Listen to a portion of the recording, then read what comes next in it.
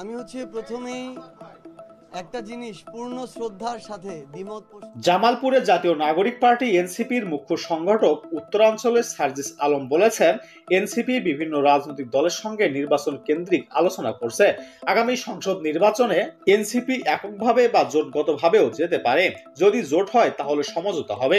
NCP নামেই নির্বাচন করবে এবং প্রত্যাশিত শাপলা প্রতীক নিয়ে নির্বাচন করবে।